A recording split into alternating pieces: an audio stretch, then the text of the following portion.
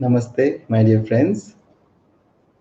I welcome you all to this transformational meditation class on Sadbuddhi.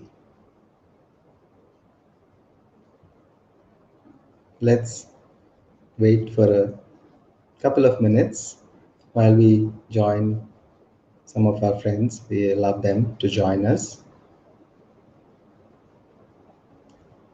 And in case you're unable to hear me clearly, you can just post your comment in the chat box so that we can rectify whatever's the problem, if there's any. Wish you all a happy Ugadi, Gudi Padwa, and so many different types of New Years that have been celebrated last week.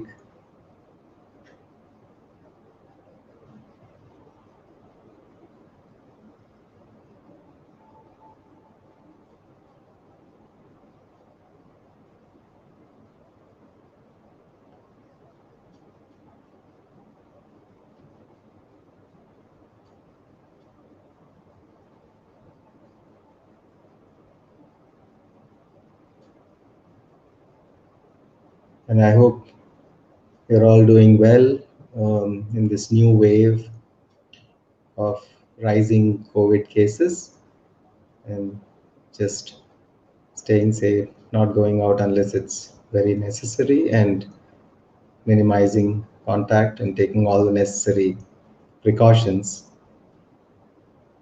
to avoid getting infected and also to contain the spread of infection of COVID-19.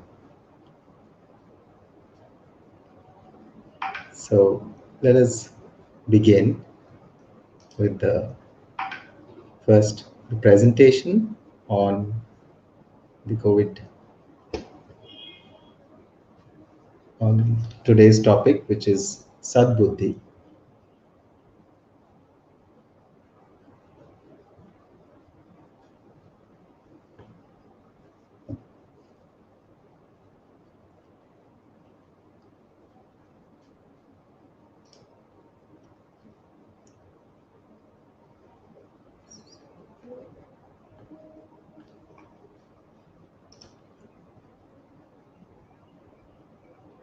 So welcome you all, friends, once again.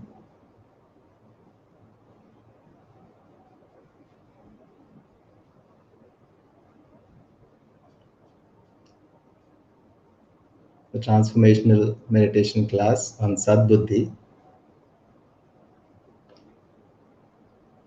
And how many of you can figure out what that image on the right side of the screen is? I'll just hover the mouse there, this particular thing, what it is. I'll explain in the later part of the presentation.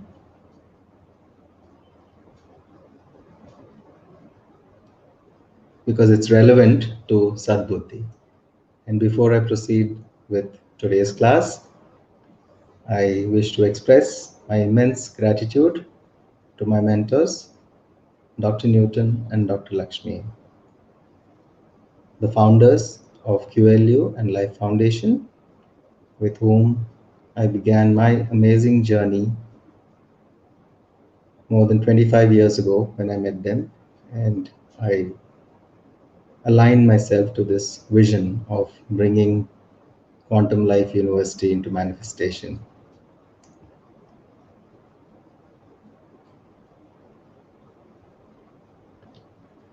So what exactly is Sadbuddhi? Sad means good or right, or what is desirable and what is the higher or the higher vibrational aspect of something. That is what we call as Sad. And Buddhi is intellect. So Sadbuddhi is right intellect or higher intellect, as opposed to something which is like a lower intellect. So if we say there is something called Sadbuddhi, then obviously there must be something which is not the right intellect. If there is a right intellect, then there may be something which is not the right intellect.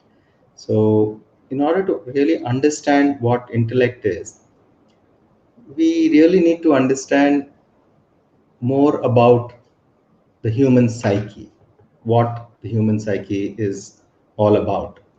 And in this presentation, I would like to share some concepts, some quotes, and some understanding from different masters, some modern and most of them ancient masters, so that you all can get a more clear understanding about what Sadbuddhi is. Because there is a very thin line dividing what we believe is right and what is wrong. And so it is in the case of the intellect.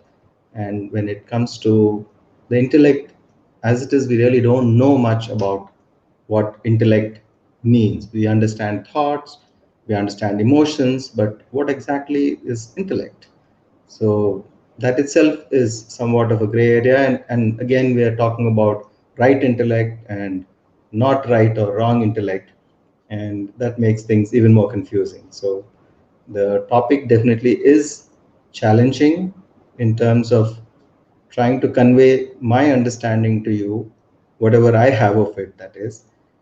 And let me see what best I can do to help you in this understanding of what Sadbuddhi is.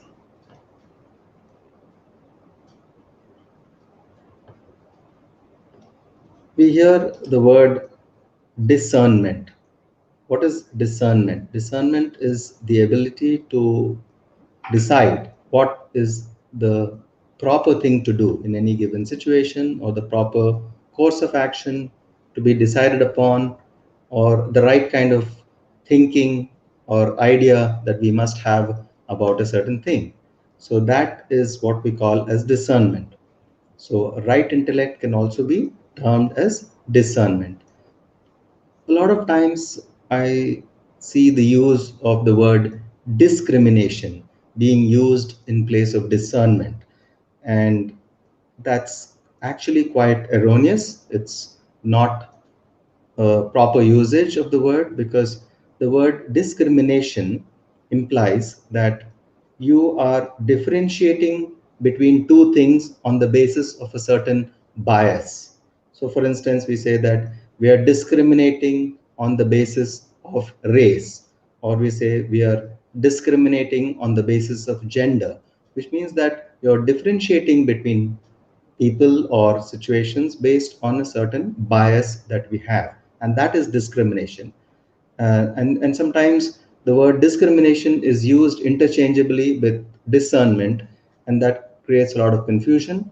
So I prefer to use the word discernment, because discernment is very clear in its understanding that discernment means knowing the right course of action, or the right path, or the right thought, or the right idea, and that's discernment. So, so discernment in terms of the intellect or right intellect, that is Sadbuddhi, and that's what we're going to learn about in this presentation, and after which we're going to have a meditation as well. So let's refer from one of the great personalities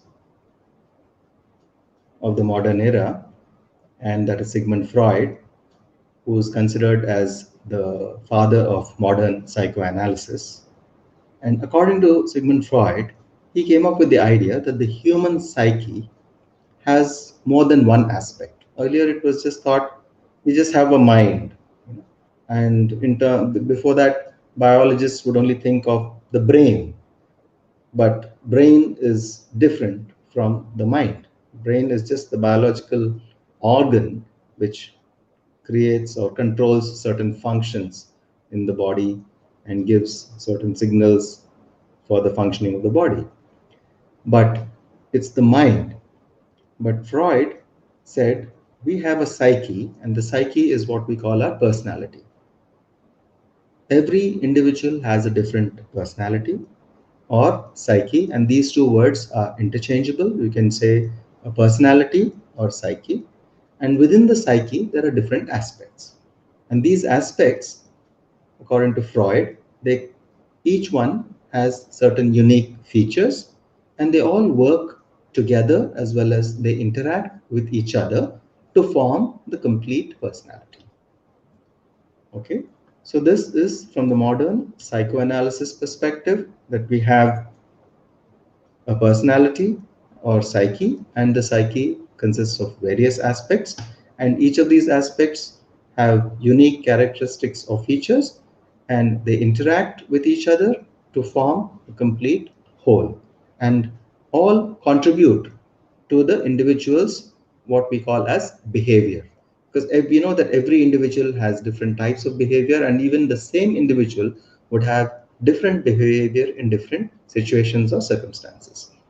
And what makes the changes in the behavior, what causes these changes in the behavior, is these different aspects of the psyche or personality, which, because of their own individual characteristic features and their interactions, produce different kinds of behaviors in different times within the same person, and also different kinds of behaviors among different people. And that's what gives them their own specific individual personality. That's why I say this person is this type of personality, or this person is this type of personality. It's because their psyche has these different aspects, and each aspect is functioning together and combining in that way. So now we look at, from the ancient wisdom perspective, of what this personality is. So it's not that Freud had actually discovered something very new, but probably he has reminded people of something that has been forgotten in mainstream science for a very long time. And if you look at the ancient wisdom, we had this. You look at the Mandukya Upanishad and many of the Upanishads, we understand that the psyche which we have, which is the personality, it is consisting of four different aspects. One of them is manas, or the conscious mind, and the second is buddhi, or intellect. The third is ahamkar, or individuality, and then we have the chitta, or the subconscious mind. Now, you might wonder, why are we discussing all these things when we actually want to try and understand Sadbuddhi? So, going back to the original purpose of this class today, which is to know about Sadbuddhi, we need to know good intellect or right intellect. And so we need to know about what is intellect, and intellect is nothing but buddhi. And we can't know about only the intellect without also knowing about the other aspects of the personality, which is manas, buddhi, ahankar, and chit. So now it becomes clear that each one of us, every individual, we have a conscious mind. I think that's pretty evident, because that's what we use to do all our thinking, our day-to-day activities, our problem solving.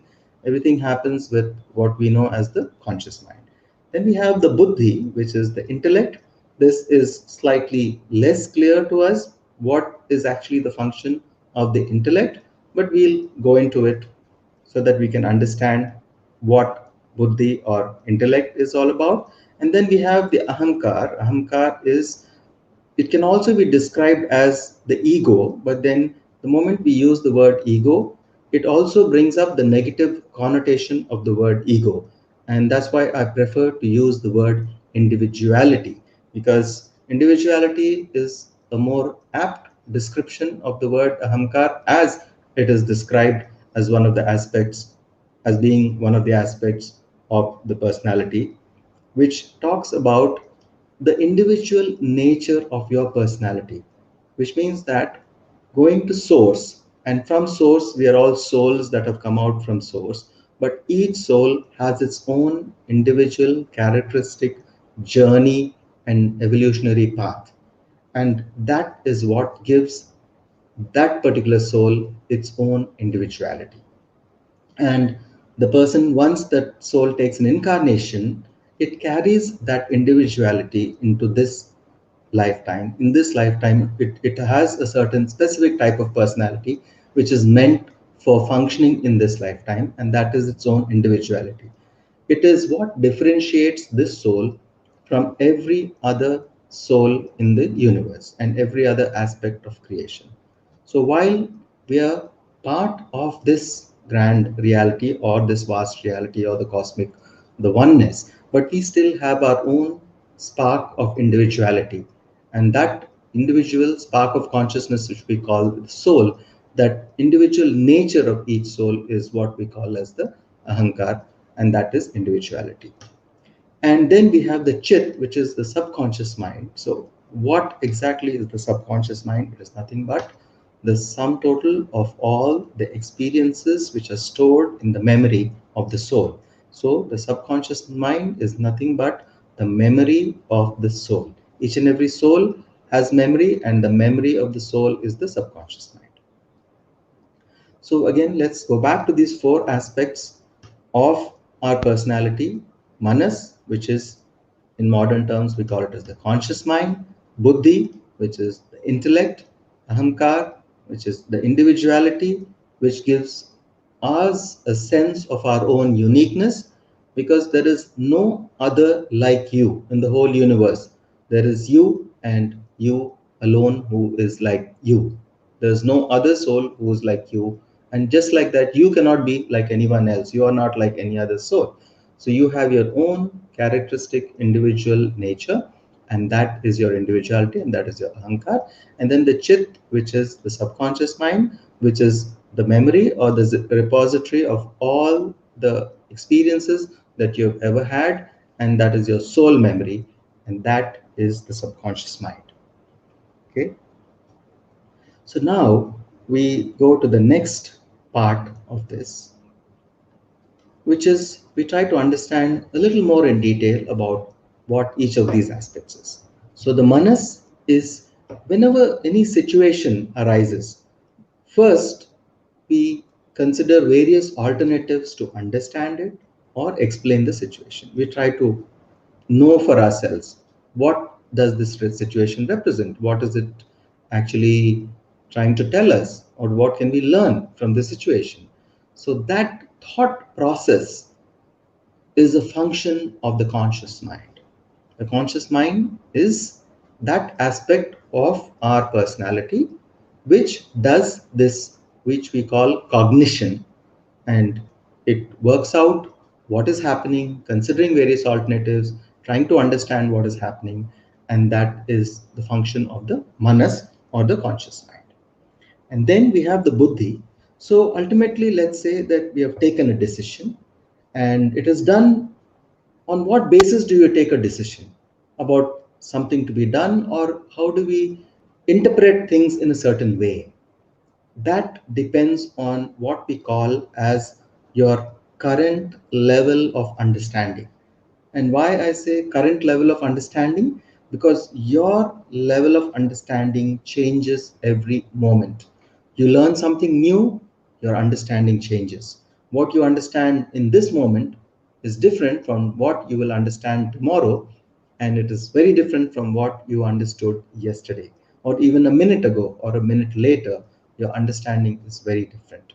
So, based on your current level of understanding, you interpret things in a certain way, and then you take certain decisions, and this is a function of your buddhi or intellect.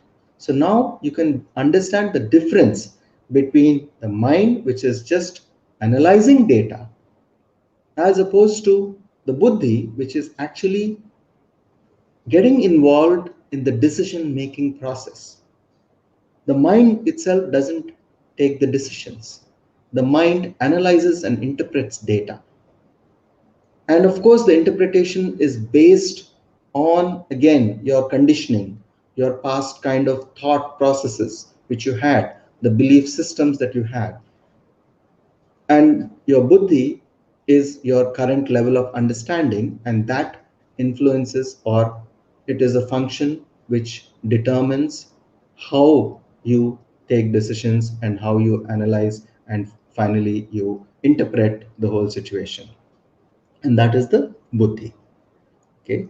Next, we have the chit or the subconscious mind, and this is the storage of all the experiences, and it is nothing but the soul memory. So the soul memory is the chit or the subconscious mind. That's why when we say the process of meditation, according to Maharshi Patanjali, is dhyana chitta vritti nirodha, which means dhyana or meditation is the stopping of the incessant chatter of the subconscious mind. So subconscious mind keeps on generating different kinds of impulses which create new thoughts in the conscious mind. But when we silence the subconscious mind, first we silence the conscious mind and then we silence all the impulses which are coming from the subconscious mind. Then the chitta vritti, the vritti means the nature of the subconscious mind is to continuously keep on giving inputs to the conscious mind. And these inputs will stop because your conscious mind is no longer going to act on any of these inputs. So no more inputs. So there is a kind of stillness that is reached or achieved, and that stillness is meditation. So now we understand what chitta or subconscious mind is. The experiences and insights that are stored in the memory of the individual are the subconscious mind. And then we come to ahamkar. Ahamkar is the individual or individuality of every person or every soul. And that individuality is what differentiates you from everyone else. And when I say differentiate, it doesn't mean you're fundamentally or essentially different from anyone, because we are all souls. We are all here coming from the same source, and we are in that sense similar, but yet we have a certain specific unique characteristics, and those unique characteristics give us our individuality, and that is the ahankar aspect of our consciousness, or the ahankar aspect of the personality or psyche. So now I would like to depend, or rather rely on, the wisdom of a few of the great masters. Some of them, it's difficult to cover wisdom from all the masters, and every master has said something or the other about what it is to have right intellect or sadbuddhi. But given the limitation of time and also the understanding that can be conveyed in this small class, I chose a few masters, and also one wonderful quotation. It says, "Preyaskara ya buddhi, sa buddhi pranaghatini, and Shreyaskara ya buddhi, sa buddhi mokshadayini." What this means is, here, look at these two words which are used. One of them is called Preyaskara, and the other one is called Shreyaskara. Preyaskara is something which you like to do. Okay. In any situation, you have choices. You can make choices about how to do certain things there. And one of the choices is something based on what you like to do. And that is what is called prayashkara. What is dear to you? What gives you, joy or happiness in doing so? Personal happiness in doing so. And the other one is called Shreyaskara. And when we say Shreyaskara, Shreyaskara is about what is the larger good, what is the greater good in that. Now, for instance, I'm driving on a road, okay, there is traffic, and let us say I like to drive fast. So that is my personal liking. So the Prayaskara in that situation would be to drive fast. But what is the Shreyaskara? What is the larger good for everybody is to drive safely and to drive with awareness. That is Shreyaskara. So we always need to choose the Shreyaskara over the Preyaskara. We need to rise above our personal preferences or what gives us personal joy, because that is short lived. But what gives the larger, what deals with the larger good or what serves the larger good, that is Shreyaskara. And if you are always tuning yourself to something that is Shreyaskara, then that is Sadbuddhi. So, friends, so one of the ways where you can choose, because people say, how can I know in a given situation whether I'm using the right intellect or I'm using the wrong intellect to understand any situation or to work or function in any situation? This is one of the ways where you can test. Are you really, honestly doing this because you like this personally, or are you doing this because it serves the larger good? So, tune yourself to the larger good or the higher good, and that is Shreyaskara. Automatically, you would be dealing with Sadbuddhi. Next, we will look at wisdom from three great masters. One and all my personal favorites, all time greats, some of the greatest spiritual scientists who ever walked upon this earth. One, Adi Shankara, another, Sant Jnaneshwar, and the third is the Buddha. So we'll just look at small bits of wisdom from these great masters related to this concept of Sadbuddhi or right intellect, so that you can get a more clearer understanding about what Sadbuddhi is. So let's first look at this great master, Adi Shankara. He came up with this wonderful treatise called Sadhana Chatushtaya, which means by itself it says the four steps to improving the sadhana or the practice, the spiritual practice that you're doing. How can you excel in it? How can you do it better and better? So, for that, he came up with four steps. And in these four steps, again, the third step has six different sub categories or qualities which you need to develop in order to be able to do the third step. But in altogether, there are these four steps.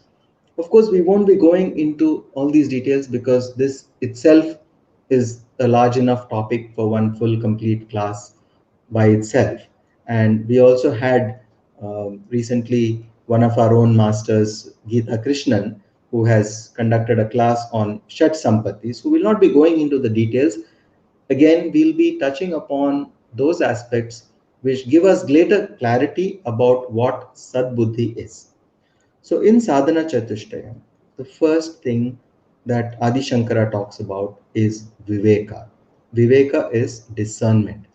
So according to Adi Shankara, you need to know what is real and what is unreal.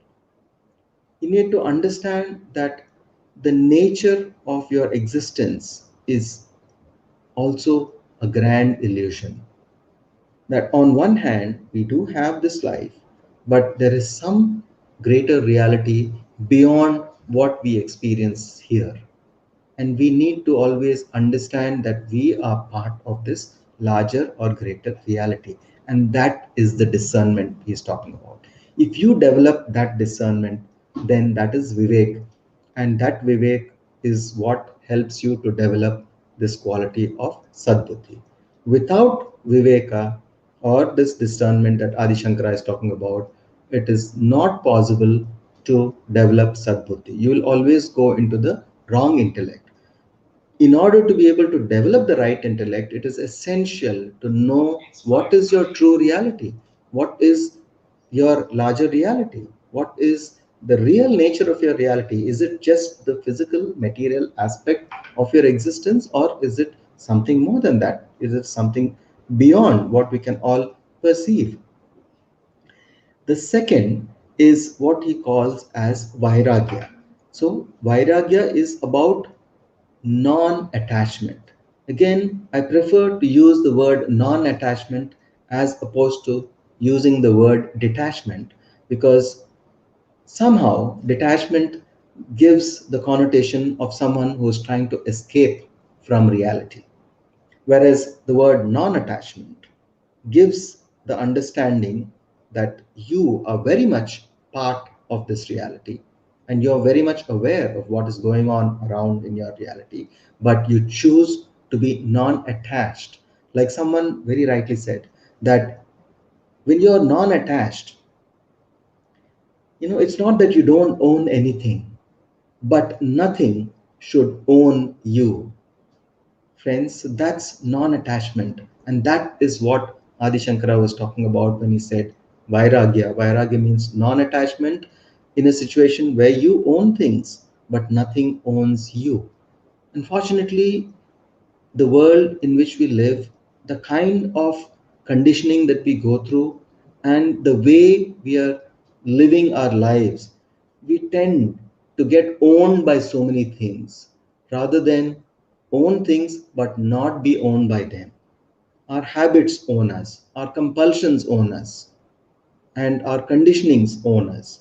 So, when we become free from this through non attachment, then we'll be able to actually develop this quality of Sadbuddhi. And then I'll quickly go through these 6 points that are required to be developed. He calls these as the Shat Sampatti, or the 6 treasures. So he says we need to develop these 6 treasures: Sama, Dhamma, Upariti, Titiksha, Shraddha, and Samadhana. So, Sama is tranquility of mind, Dhamma is self restraint or control of the senses, Upariti is cessation from worldly activities. That means in your practice, we're not talking about cessation from worldly activities on a continuous basis. It is related, as you must understand, the context of this is about sadhana. So, in your sadhana, you must be able to withdraw from all worldly activities and completely turn inward, and that is called Uparati. And then we have Titiksha, which is forbearance or the power of endurance, because sometimes you will face challenges in your sadhana and you must not give up. And that attitude of not giving up is the Titiksha. And then Shraddha, that you must have complete faith in the process, faith that you will eventually be able to reach your destination or goal. And then Samadhana is the concentration or one pointedness of mind, or you can also call it as focus, complete focus on what you're doing. And in a way, if you look at it, the Buddhist concept of it, we can call it mindfulness. So that's the reason why I like to, for the same concept, talk about how different masters explained it, and from different perspectives, how they explain the same truth in different ways. Because when things are explained in a certain way, somebody can understand it, but others may not. Then, if it's explained in a different way, then some of those others would understand it. And that's why we have so many masters explaining the same truth in different angles, different perspectives, in a way that the whole of humanity can benefit from their wonderful wisdom. And so, my selection in this particular class on Sadbuddhi, of course, Adi Shankara, Buddha, and Sant Jnaneshwar. And I think that would be enough to cover the broad spectrum of people and give them the deep understanding of what Sadbuddhi is all about. And then we have the fourth and very important aspect for sadhana, and that is mumukshatva. Mumukshatva is the intense yearning for liberation. Unless you have that intense, burning desire for reaching to moksha, of reaching to nirvana, or completely reaching to that stage where you no longer have to be born and reborn, and you reach to that goal. If enlightenment is your goal, and how intense is your desire for enlightenment, that is this quality which is called mumukshutva. He says these are the four things: viveka, Vairagya, Shat Sampatti, which has these 6 treasures listed out, and mumukshatva. If these four things are done, then automatically you will be able to excel in your sadhana. And so we just come back to what's most important from the perspective of the Sadbuddhi. One, Vivek, which is the most important thing, which is discernment, knowing what is real and what is unreal.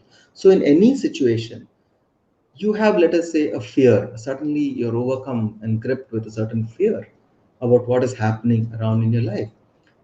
Look at it with discernment and see how much of it is real and how much of it is actually your own deep rooted fears which you are projecting onto your current reality. When you begin to do that, you can develop more and more discernment, and through that process of discernment you will be able to really apply sadbuddhi in every situation, the right intellect in every situation. And at this point of time, I'd like to give a certain example of the Mahabharat. And in the Mahabharat, we had a few great examples, and there is something called Dushta Chatushtayam in the Mahabharata. And Dushta Chatushtayam represents the four characteristics, or the four, we call them as Dushta, meaning negative personalities in the Mahabharata. But negative only from the perspective of us trying to understand what we need to avoid in order to grow, in order to evolve. What is it that we need to avoid? So, and then we listed out these four aspects. Now we'll go back to these four aspects, which are the manas, the buddhi, the chit, and the ahankar. The Mahabharata so beautifully shows what happens when the manas, or the conscious mind, is negative. And we have one example of someone with a negative conscious mind in the Mahabharata, and he is none other than Dushasan, the younger brother of Duryodhana. That means his mind is always thinking negative. And he is a classic example of the negative mind or negative manas. And then I'll come back to what are the solutions for that, what you need to do in order to overcome the negative conscious mind. Then we have buddhi, which is intellect. And now we are talking about sadbuddhi, which is positive intellect. But we must understand first what is negative intellect in order to understand what is positive intellect. So here we have an example in the Mahabharata, and that is Karna. He had a negative intellect, which means that he was very clear in many other ways, but his intellect is negative. His understanding was negative. His logic and arguments on certain things of why he took certain decisions was negative. And that is negative intellect. And what we are trying to develop is the opposite of that, which is positive intellect or sadbuddhi. So that is karna with the negative intellect. And then we have the chit or the subconscious mind. The subconscious mind is also, it can be negative when we have a lot of traumatic memories which are there in our subconscious mind. These traumatic memories which are coming from either our past lives or our childhood, all these subconscious traumatic memories, they form the negative subconscious mind. So can we do something about it? Yes, definitely we can do something about it. We can improve the subconscious mind, and we can make it, we can cleanse the subconscious mind of all the negative impacts and impressions and imprints, and we will see how to do that. And that is the example of the negative subconscious mind. And then we have ahankar or the individuality. So you can have a positive individuality, which means an understanding that you are unique in this whole universe. However, you are not different from anybody else. that there is oneness and that we are all coming from the same source, and that way we are all equal. At the same time, you're unique. That is a positive individuality. But a negative individuality is what is called as the negative ego, which seeks to separate, which makes us to feel different from others, that we are more special from compared to others. And that is a negative ego or a negative individuality, and that is the negative aspect of ahankar. And this, in the in the earlier example, I didn't tell you who was representing the negative subconscious mind in the Mahabharata, and that is Shakuni, which is the maternal uncle of the Kauravas. And then we have the negative Ahankar, which is represented by Duryodhan. Okay, so these are the four people. Just I'll revise them once again. The negative Manas or negative conscious mind, represented by Dushasan. The negative Buddhi or negative intellect, which is represented by Karna. And the negative subconscious mind, represented by Shakuni. And the negative ahankar or negative individuality, which is basically the negative ego, which is represented by Duryodhan. So these are the four, and they are called the four dushts or the dushta chatushtayam in Mahabharata. Now let's go to the solution. How exactly? Okay, I've told you these are the problems. What happens when you have a negative intellect? You become like Karna. When you have a negative ahankar, you become like Duryodhan. When you have a negative subconscious mind, then you become like Shakuni, and when you have a negative mind, you become like Dushasana. But then, how do you solve this? How do you overcome this and transform this into the positive side of it, to the positive aspect of it? And here we have this wonderful four yogas that we hear about. Now we hear a lot of discussions about the four yogas, and of course, just to refresh people, the four yogas are Karma Yoga, Jnana Yoga, Dhyana Yoga, or which is also called Raja Yoga, and then Bhakti Yoga. Okay, these are the four yogas. And then there are debates about which yoga is superior and which is better and which can take us to enlightenment faster. Friends, all four yogas are required and all need to work, just like how every individual has these four aspects within their psyche, which is the manas, buddhi, ahankar, and chit. In the same way, each of these four aspects of our psyche requires one of these yogas in order to transform the negative from the negative to the positive. And this is the understanding that a lot of schools of thought actually don't teach. They just try to convince that a certain form is better, and some try to say only karma yoga is enough. You can become enlightened just through the practice of karma yoga, or you can just do dhyana yoga, and then you'll be fine. You'll get enlightened. But none of those is actually correct. What you need to understand is that since our psyche is having these four aspects, the four yogas were designed by the ancients, the great wise people, to deal with the negative aspects of these four, the negative side of these four aspects that we have. And let me tell you which one works for which.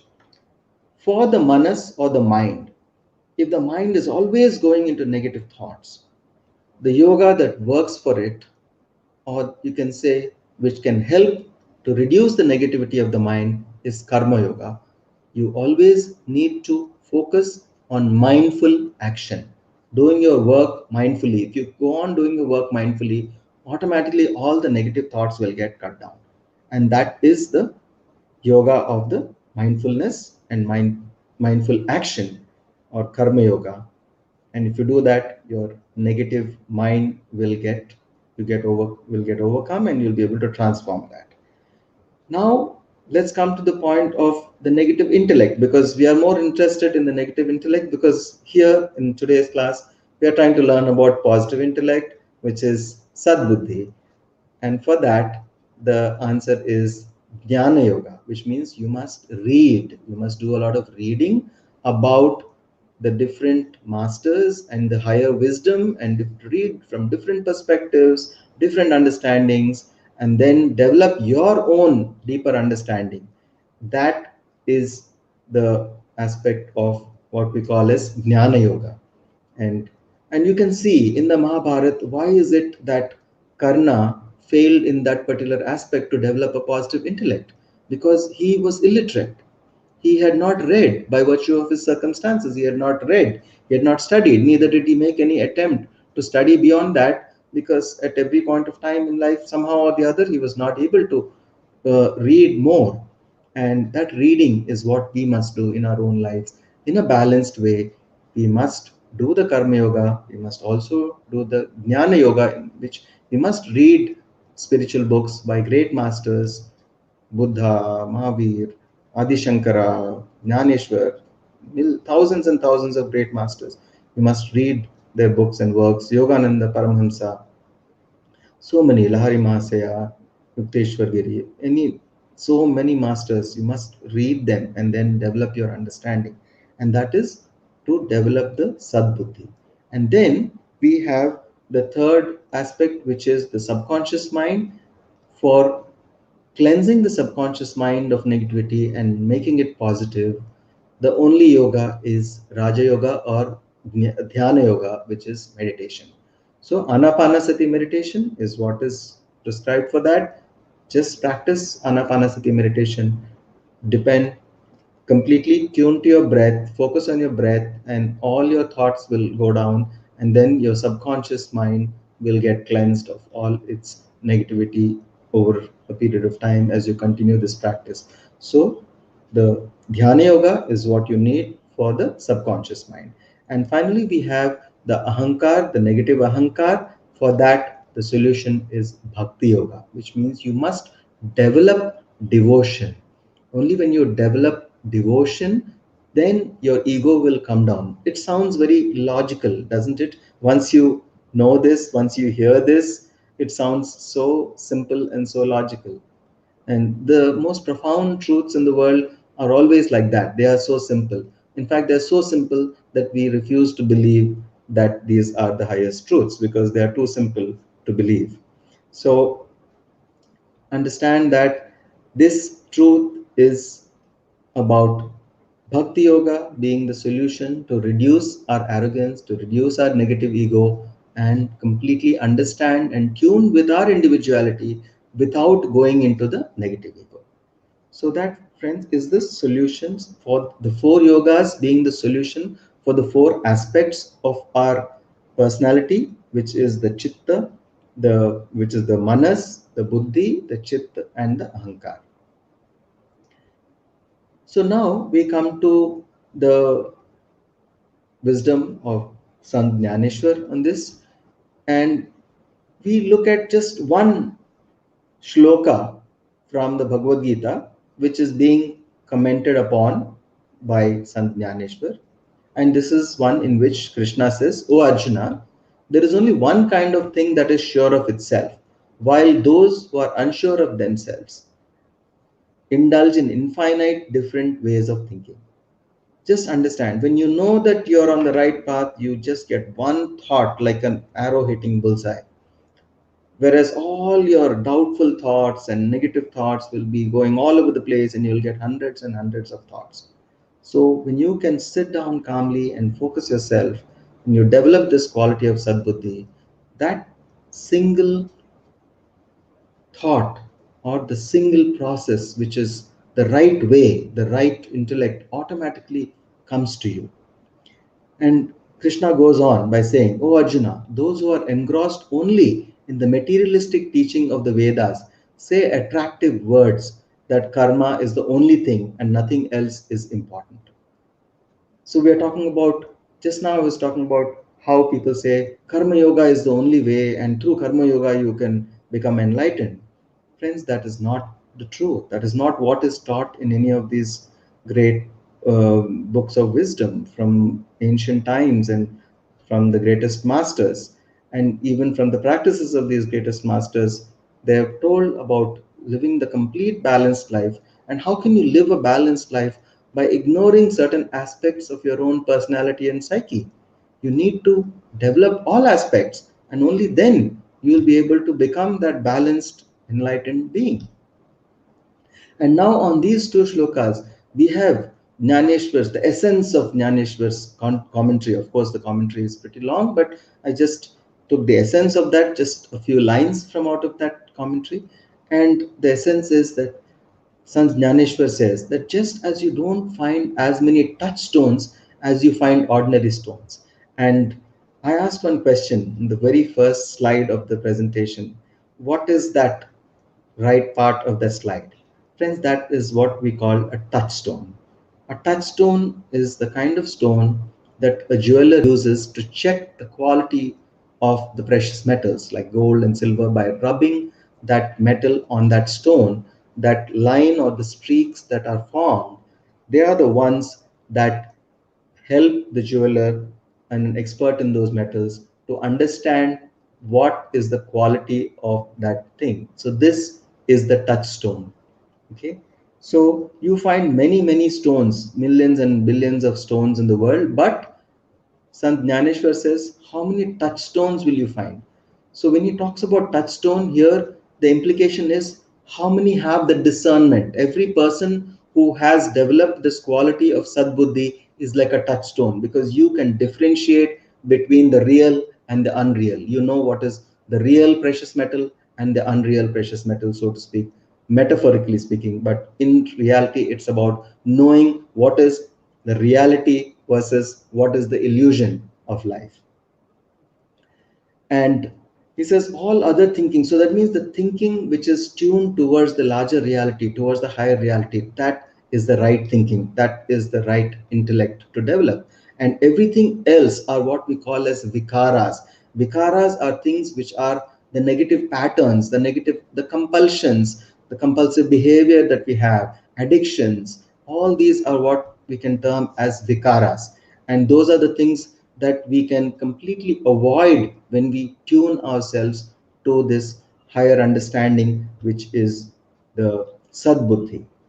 Okay, so that is this beautiful commentary on the Bhagavad Gita, that particular shloka which Krishna has said by this amazing master Sant Jnaneshwar, who became enlightened when he was still in his teens, such at a very young age. And these people, and then another commentary on the second part of that shloka, which says these people talk on the basis of Vedas and argue to establish the superiority of the path of karma, but they desire the fruit of karma. So why is it that these people talk about karma yoga being more superior, and that you, through karma yoga you can become enlightened? Because they want the fruits of the karma. That means they have not overcome the desire. They have the desire for the fruits of karma. And friends, the desire for the fruits of karma itself is what the Bhagavad Gita tells us to overcome. It says, you work, you do your actions, but don't get attached to the outcomes. When you get attached to the outcomes, then you get bound in that cycle. You don't evolve, you get stuck there, you stagnate. And that's what Sant Jnaneshwar realized. And he commented so beautifully about that. So to develop Sadbuddhi, these are the things that you must be aware of, friends. These, all these, if you can distill this understanding still further and practice it in your lives, then you can really develop this wonderful quality of Sadbuddhi. And then we come to this great master, the Buddha, and he has come up with this great eightfold path, which we call as the Noble Eightfold Path, which consists of right understanding, right thought, right speech, right actions, right livelihood, right effort, right mindfulness, right meditation, and right mindfulness and right meditation. So they are the eightfold path.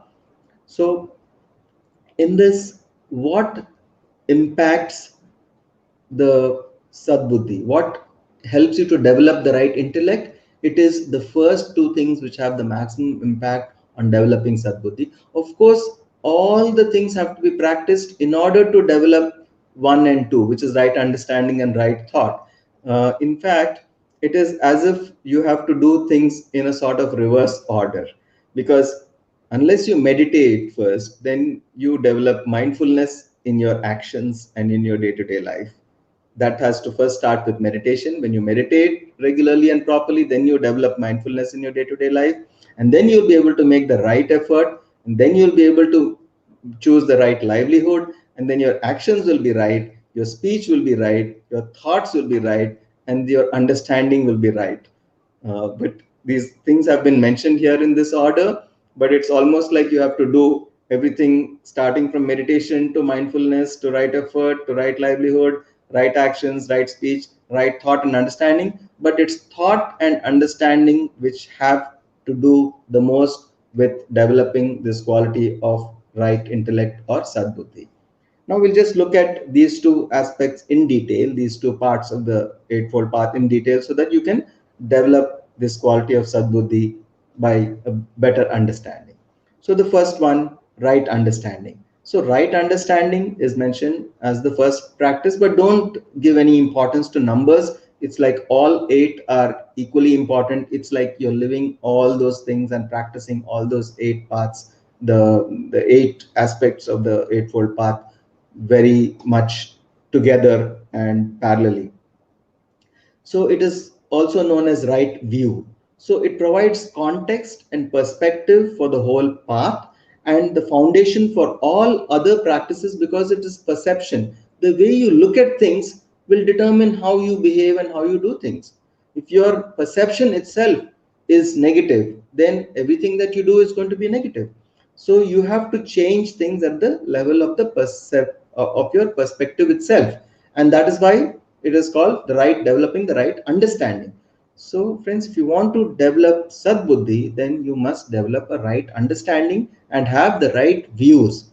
And of course, to have the right views, you need to have the right knowledge about what is your reality, nature of your reality, and what is truth and what is not truth, as has been told by all the other masters like Adi Shankara and Sri Krishna. Now, the right, next we have right thought, and also we call it as right intention, because when you have the right thought, the thought itself becomes your intention. So, right thought is like the second wisdom of the Eightfold Path, and it's also called as right intention, and it follows directly. When you have right understanding, only then you can have right thought. Suppose you have a wrong view about a certain person, how can you have a right thought about that person? You can't. So you must first correct your views. So this right views are something that you must develop with a higher understanding by tuning to your higher reality or to your larger reality. And then you will have right thoughts, and which is right intentions. And the right thought is about looking into your thoughts and intentions and see if they align with the larger reality or not. Just understand, if is my thought aligned to the higher reality or is not aligned to the higher reality. When you looked at understanding, you should see whether your understanding is aligned to higher reality or not. And in the same way, whether your thought is aligned to higher reality or not. And if it is not, it means you have to correct that thought. The same way you have to correct your understanding in the earlier part. So when you correct your understanding and your thoughts in alignment with the larger or higher reality, then you can develop right intellect. So friends, it was wonderful presenting this, and now I'm open to a few questions on this before we go into a meditation, today's meditation.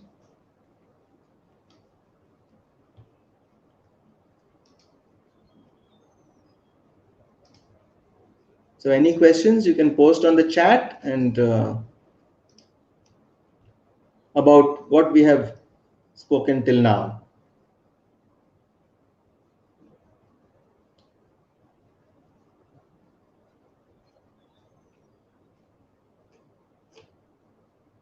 Yes, friends, anyone has any questions? After the questions, we'll just take a few minutes break, and then we will do today's meditation, the guided meditation.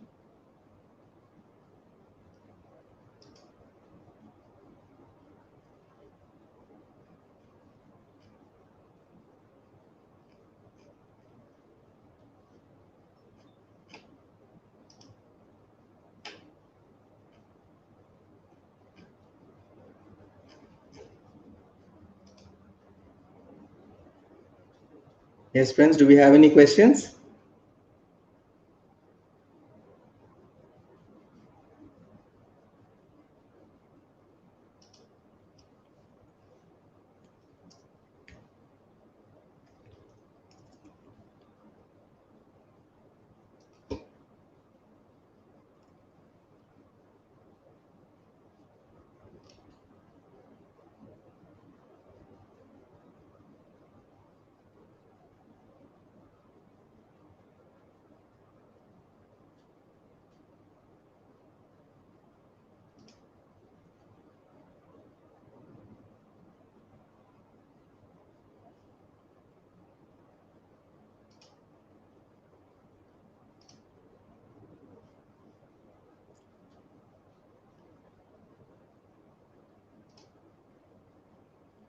Thank you for your comments.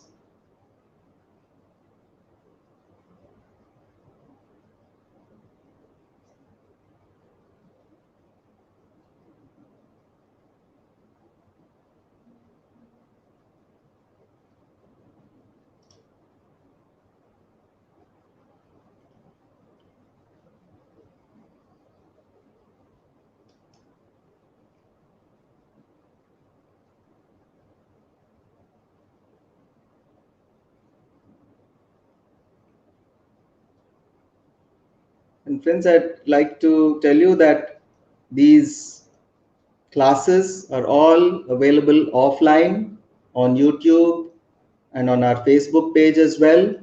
So please feel free to revisit the classes if you feel like, if you need to, refresh something, or also feel free to share this with your friends who you feel might benefit from these classes.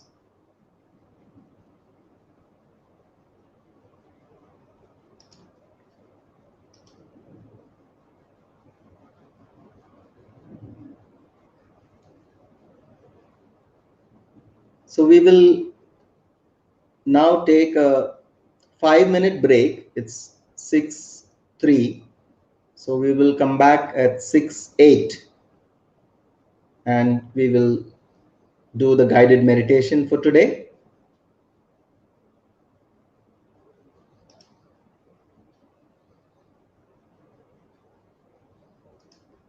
Thank you, Savitaji.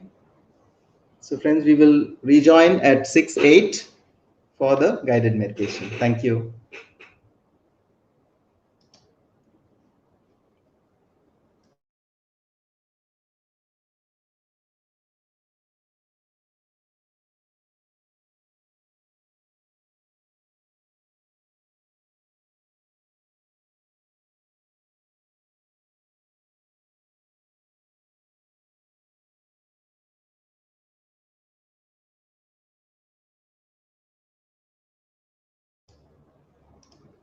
Yes, Sridharji, you were talking about, yes, we talked about the negative characteristics of Mahabharat. What about positive characters?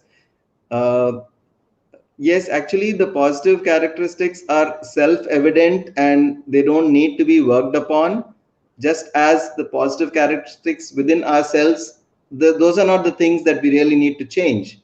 What we need to develop and change are negative characteristics, which we need to become first aware of and work on them. So there are a lot of schools of thought which talk about you must develop your strengths and you must work on all the things that you're strong, and then so that you can get better and better.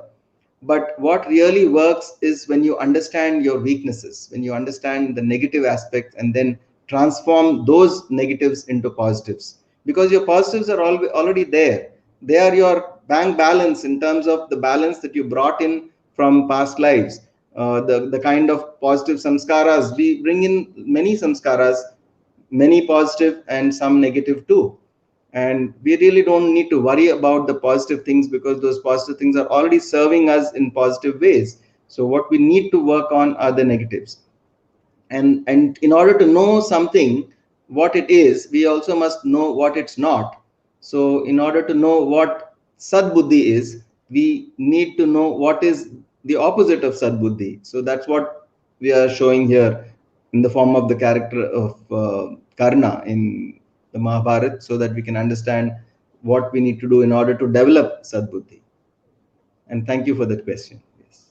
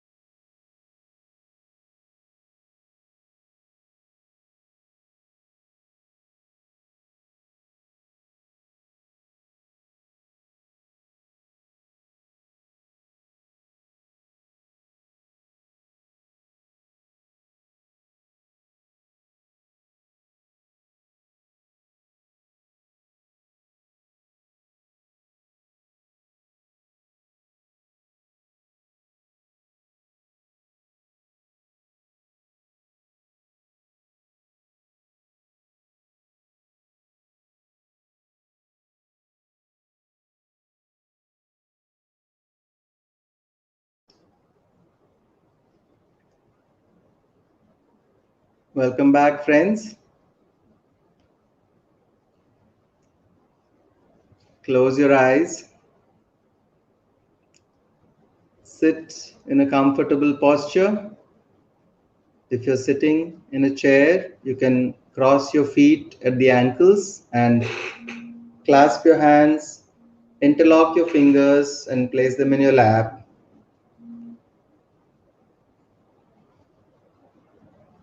And close your eyes.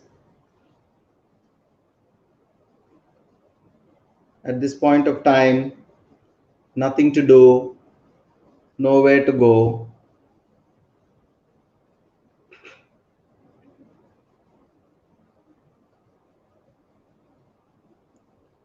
Just settle down.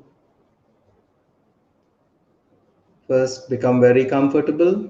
If you have any specs, take them off because your eyes are closed and you won't be needing to see.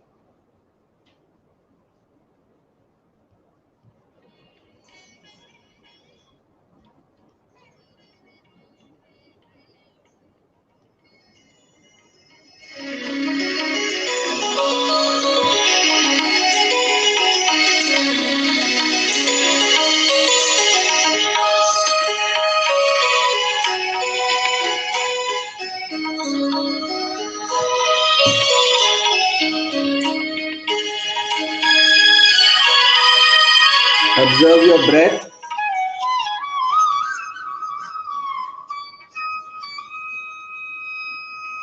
Observe how your breath is going in and how it's going out.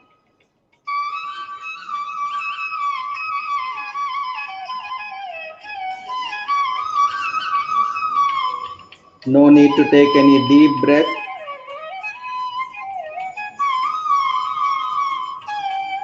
No need to hold your breath. just follow your natural, normal, easy, tranquil, peaceful breath.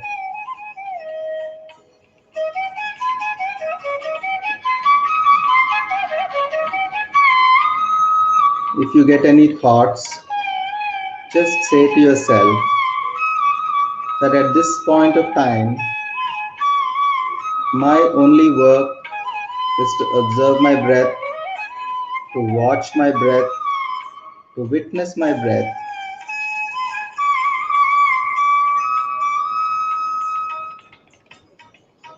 and to be fully aware and conscious of my breath.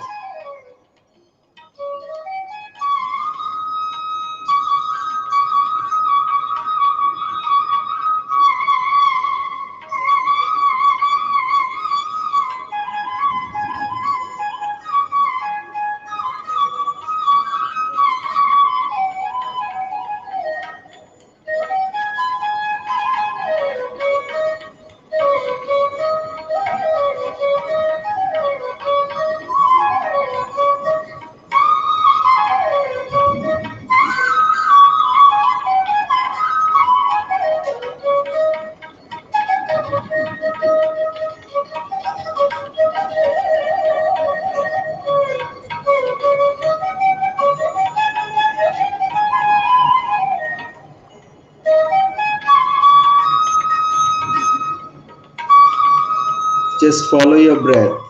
Be with your breath. The total awareness, total focus only on the breath.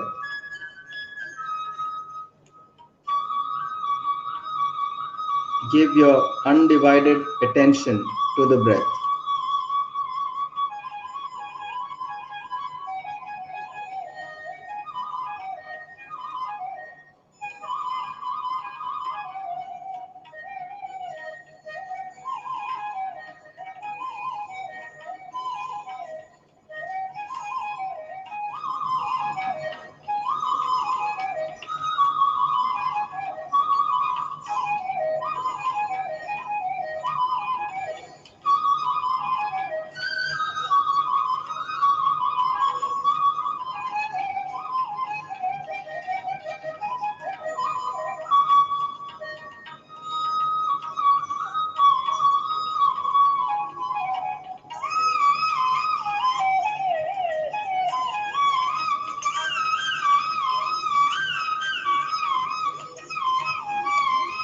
Meditation is the union of your breath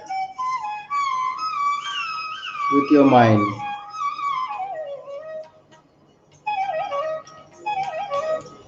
When your mind follows the breath, meditation happens. Meditation takes you beyond the body, beyond your emotions, beyond your mind, beyond your intellect.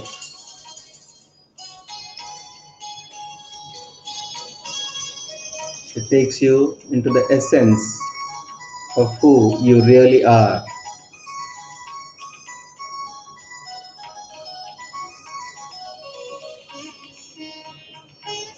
The practice of meditation helps you to discern. It helps you to differentiate between what is real and what is unreal, between what is aligned to your larger reality and what is not, between what is real and what is illusion.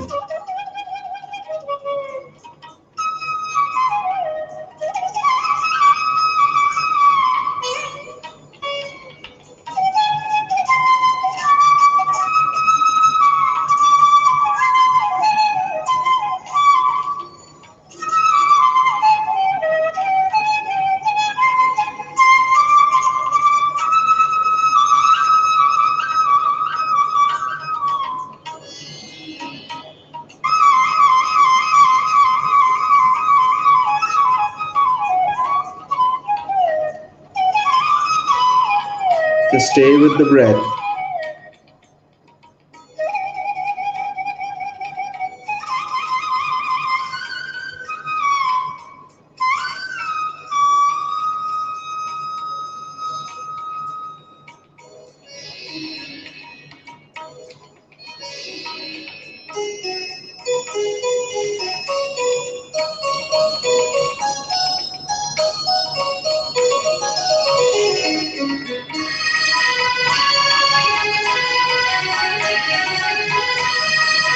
Meditation opens up your inner perception, connects you to your inner senses.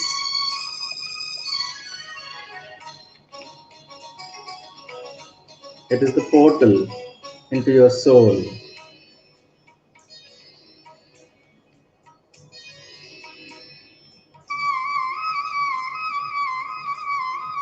It is like that window through which you can look at your inner world.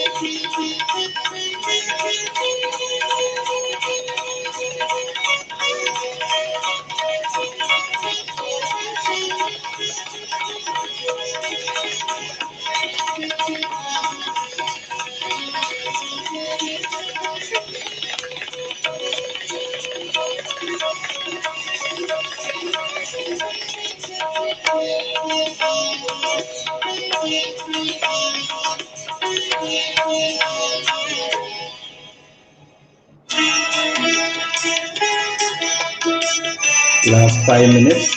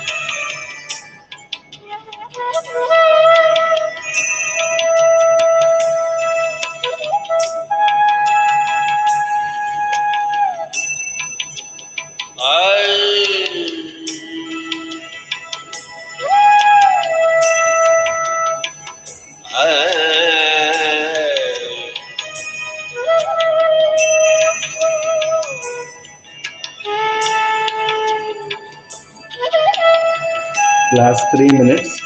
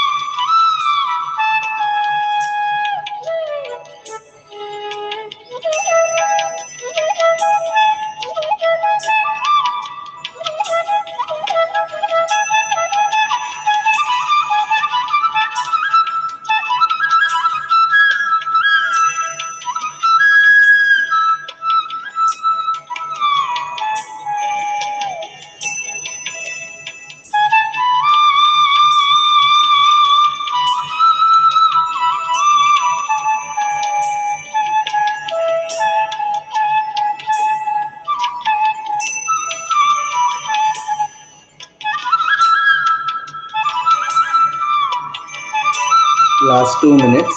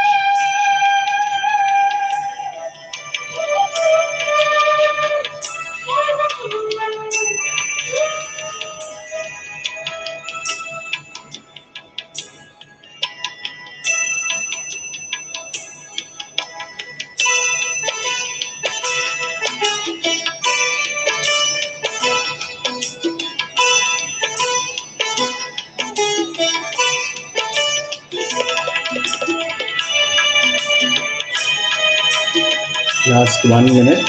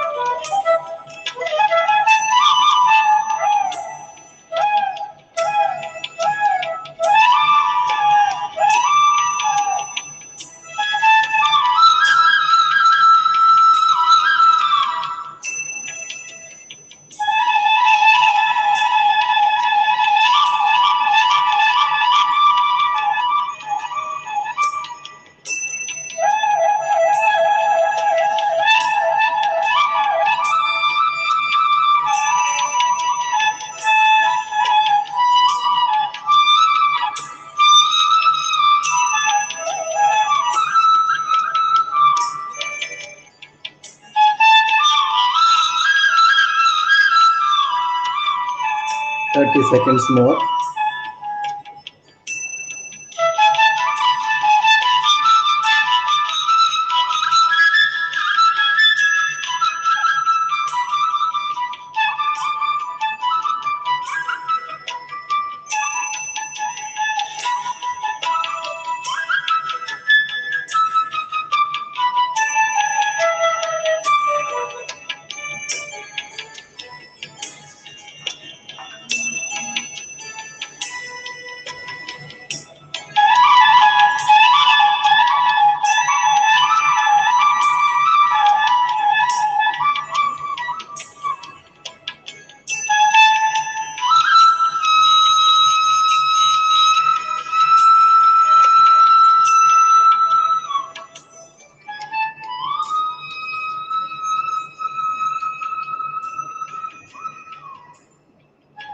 Fifteen seconds more.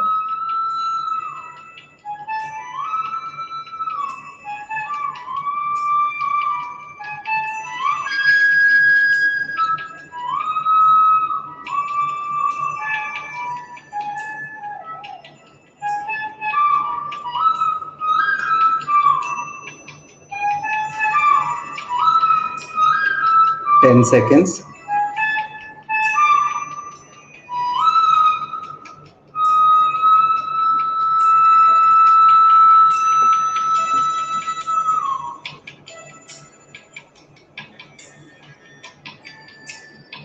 5, 4, 3, 2, 1, and 0. You can rub your palms, place your fingers on your eyes, and slowly, slowly open your eyes.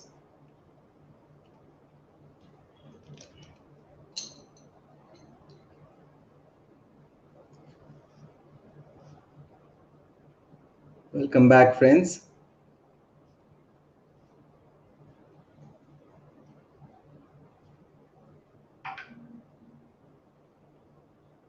You can share your meditation experiences on the chat box, and if you have any questions or wish to share something, you can post that too on the chat box.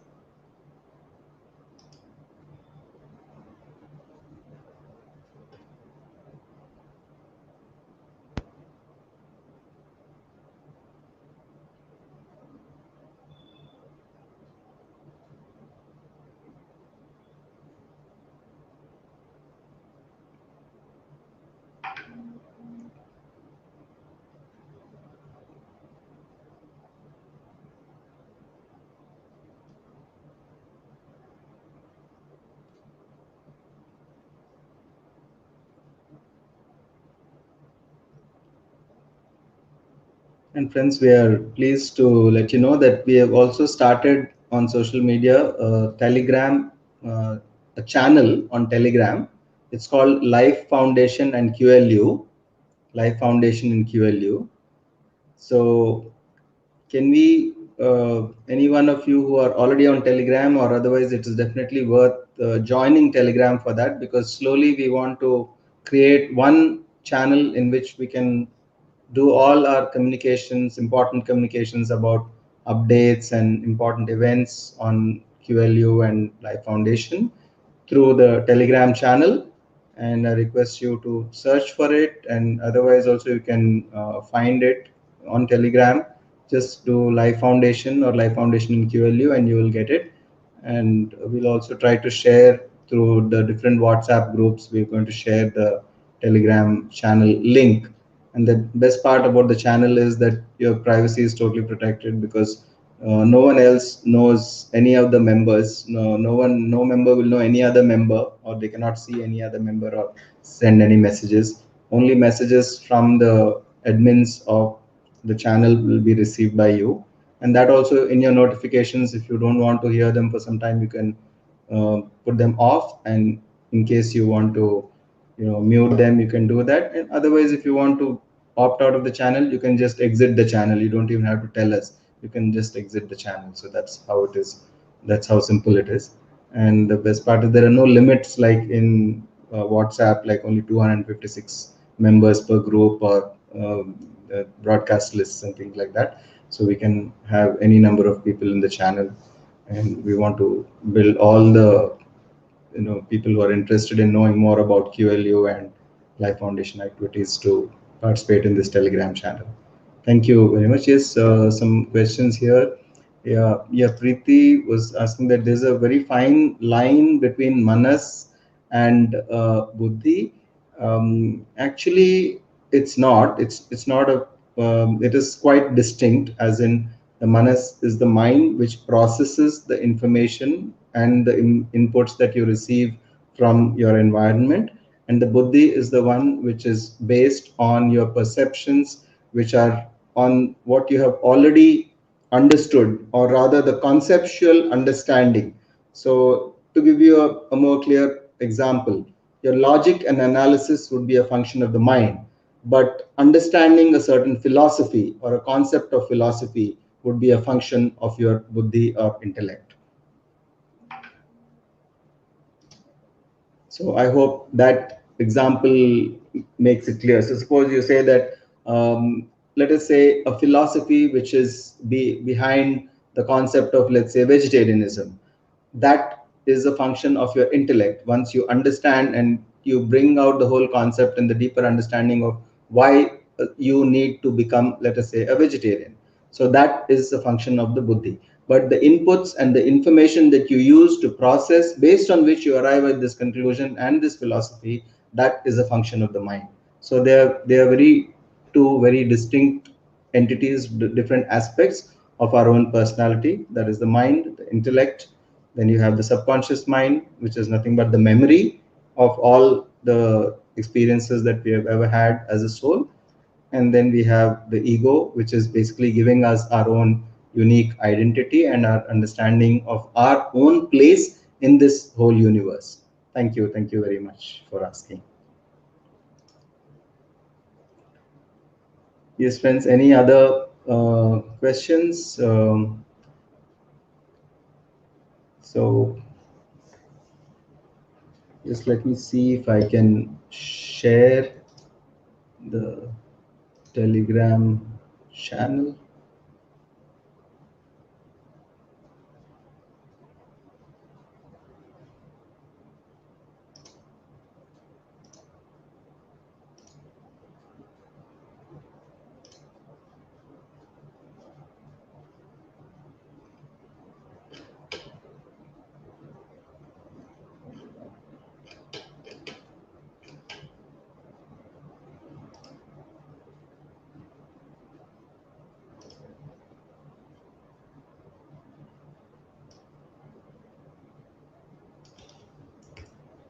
Yeah, I can just post the invite link of the Telegram channel here, and I hope that helps. You probably can just click or access it and see.